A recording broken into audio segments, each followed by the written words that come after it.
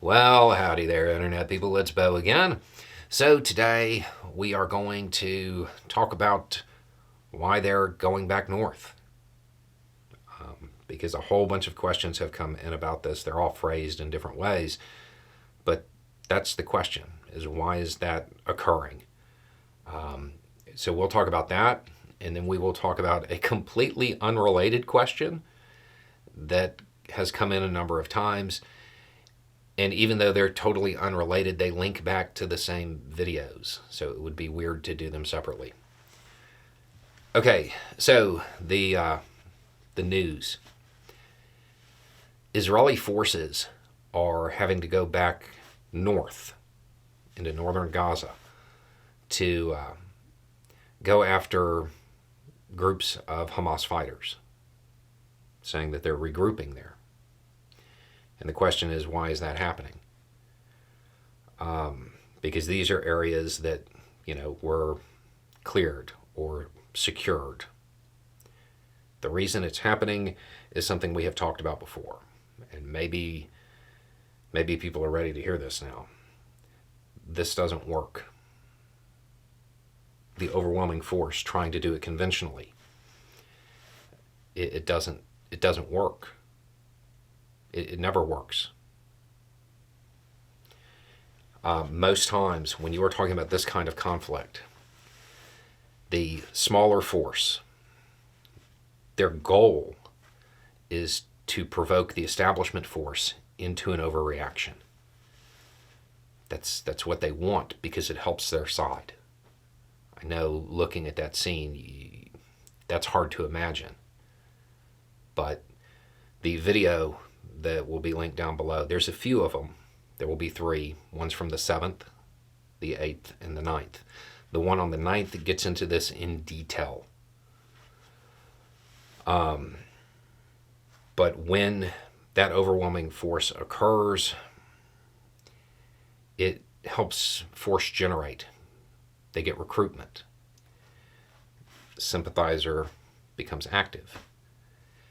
And when you watch that, and you hear bystander become sympathizer, the next question that's going to come in is going to be, is that what happened at the campuses? Yeah. This doesn't work. This is something I know a whole lot about. I don't know more than the current subject matter experts that advise Netanyahu. And I cannot say for 100% certainty that they told him this, but I'm sure they did. I'm sure at least one of them did. I don't know that, but I'm sure it occurred. I do know that the American advisors did. I'm sure that at least one person advising Netanyahu was like, this isn't going to work. We just watched the Americans try this for 20 years. And I think the RAND study on it said you needed to be ready to commit to 6 or 7 years if you were going to pursue this strategy.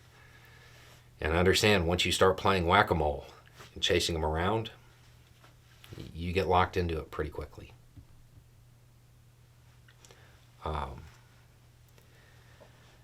So that's why this type of response is not successful. It doesn't have a good track record of success when you are talking about unconventional forces on the other side. And I do know, now that I think about it, I do know that maybe 3 months ago, this was brought up. And I know that it made the papers that Israeli advisors were saying this.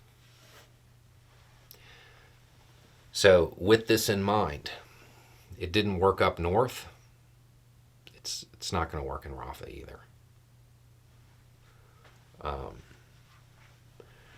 This is why people talk about realignment and shaping, because that has a much better track record of success.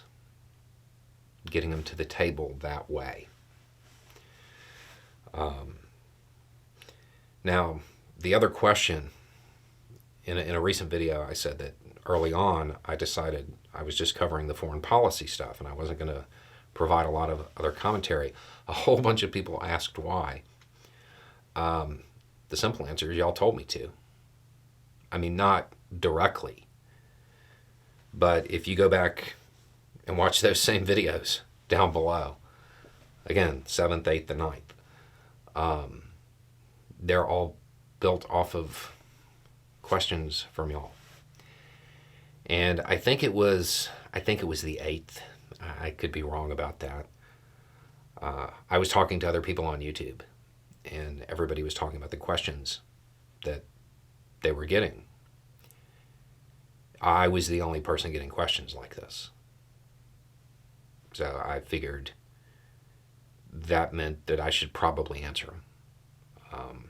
And 7 months later, they're still coming in. That's why. Anyway, it's just a thought. Y'all have a good day.